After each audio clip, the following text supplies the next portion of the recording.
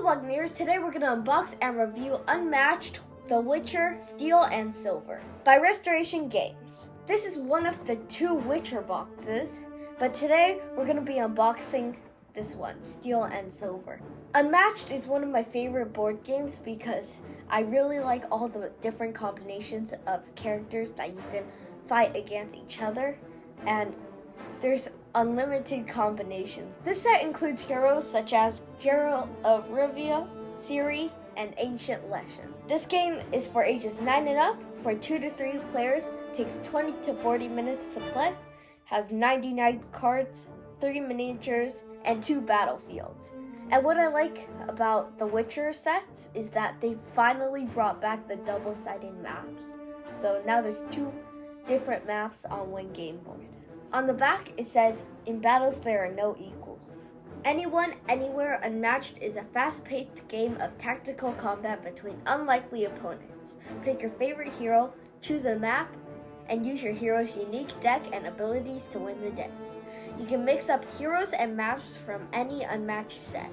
Face new challenges and find fresh combos. Dozens of possibilities await, and more with every new set. And on the back, they show you pictures and there's a description of each character if you don't know what they are. And they even show some of the cards in the set, and they give you a little overview of all the components. And that is it. On the sides there is some artwork, which they always add.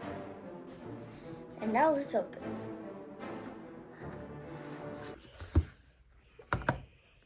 Okay, here is the flyer for all the different Unmatched sets, including the Witchers, Battle of Legends, and everything else.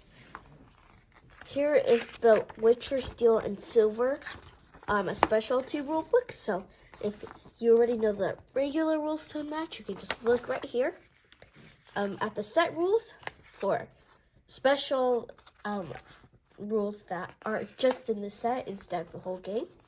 And it will be quicker to find. And then here is the core rules. So if you're new to Unmatched and you've never played, then here's the rule book to tell you exactly how to play.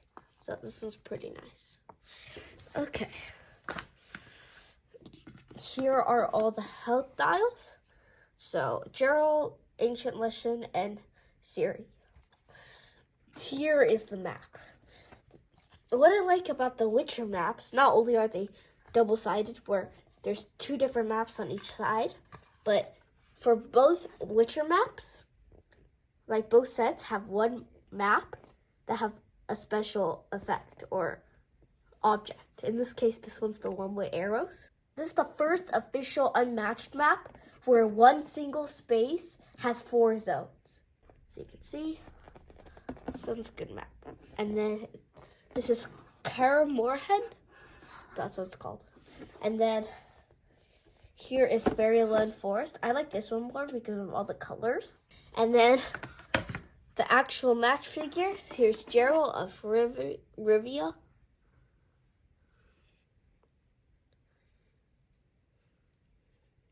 And his 2 dual swords.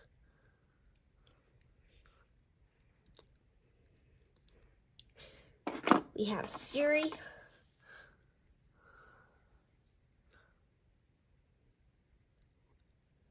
I feel like all Witcher sets have people holding swords in this one. And then here's the person who I'm most excited for in this set, Ancient Legend.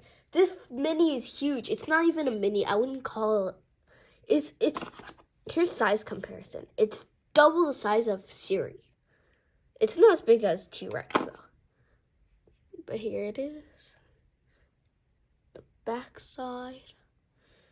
Yeah, Ancient Legend's a beast. Okay.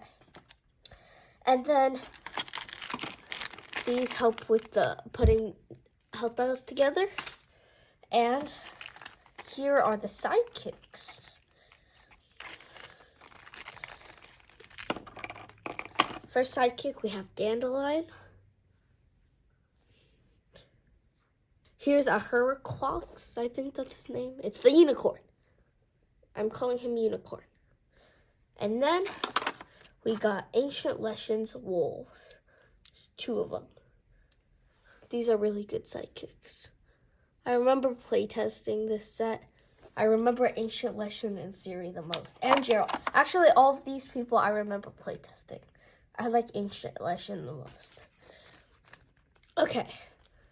And now it's time for the decks. We're going to start with Gerald of Rivia. Is melee with 16 health. I think he has the most out of all the characters in the Witcher sets. He moves 2, and his sidekick Dandelion only has 5 health. At the start of the game, choose your gear, select a potion, armor, and sword, and shuffle 2 copies of each into your deck. So it's kind of like Buffy or Yennefer and Triss, where you get to choose before the game what you want in your deck. So I will show all the gears. First, there's the swords that you get to choose of. Sword of Steel and Sword of Silver. I'm not going to read them. I'll just show them. There's the 2. Here are the shields, or the what's this called? Yeah, armor. And then here is the potions.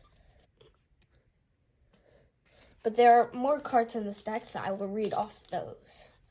I'll start with Witcher Senses.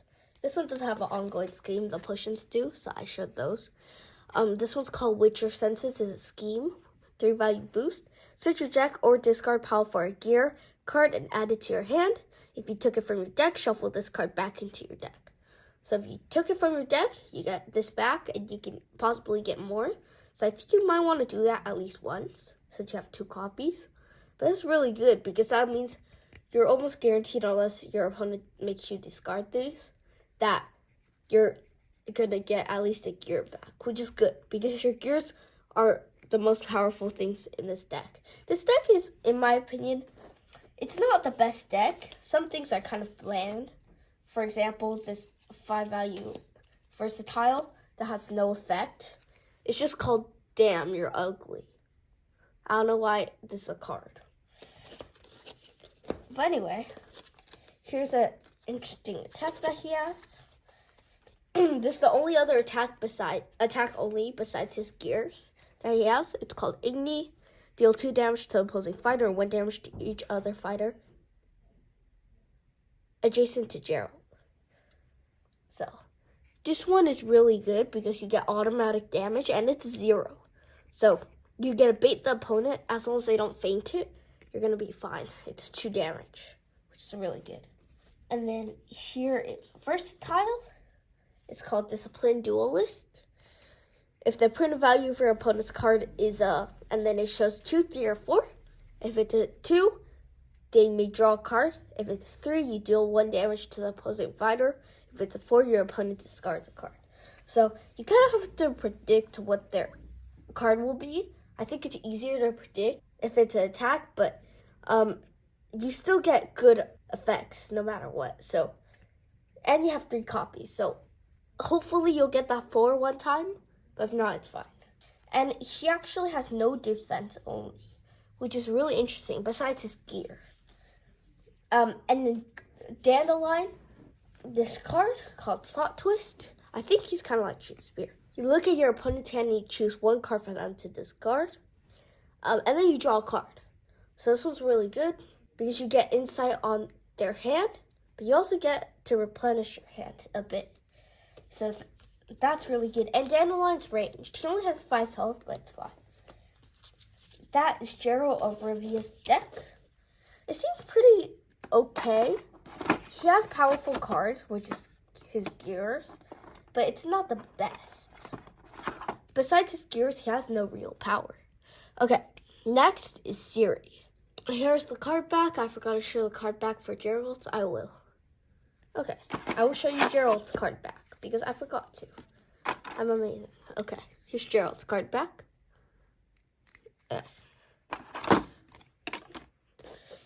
Now, Siri is melee with 15 health, moves 2, and her sidekick, a Hurriclox, it's a unicorn, is melee with 7 health. Her power is uncontainable power. Once she has 7 source cards, effects on Siri's cards cannot be canceled. And she's all about these things called source. I will start with this card. Push to the brink. If you have 2 source, you deal 1 damage to opposing fighter. 7 source, you deal 2 damage to an opposing fighter within 3 spaces of series. So that's really good. But you need to have 7. So if you have that 7, you also get your effects cannot be canceled. So that's a really good effect. But if you have no source or 1 in your discard pile, then you get no effect. So how sources work, see the source symbol? That if it goes into your discard pile, then you have 1 source, 2, and then 3. So that's how it works. All your attacks and versatiles that have source symbols on them also have source effects. So you kind of have to use some uselessly to be able to get effects. In her deck, she also has a parry, which is really good. Even though it's so simple, it has immediately cancel all effect, and it's a 3, which is it's better than it sounds. Which I'm happy that they gave that to her. She has this one called Channel of the Source. During combat, you may discard any number of source cards from your hand. Add 2 to this card's value for each source card you discard. So this one's good because if you don't have a lot of source cards in your discard pile yet, you can kind of use this to get the useless ones out of your hand. That way you can get the actual good source card powers into use. And you can get this pretty high. And you get 3 copies. I don't know how they let this happen, but they did. It's amazing. And then she has her ongoing scheme called Unicorn Alley. Siri recovers 2 health ongoing after each combat your fighter is in. Draw a card. So you get a free card, kind of like Achilles, but you don't have to win. You just need to be in combat. And then you discard this card at the end of your turn if you have 5 or more cards in your hand. So like all of these ongoing effects, they kind of want you to become aggressive. That way you can put these effects to use. So if you're not that aggressive, then it goes away. But recovering 2 health is pretty good. This one, Bane of ALN. 4 value attack, move a Herclax up to 4 spaces. He may move through opposing fighters, then deal 1 damage to an opposing fighter he moved through. So that's kind of like Stallion Charge from Yananga's deck.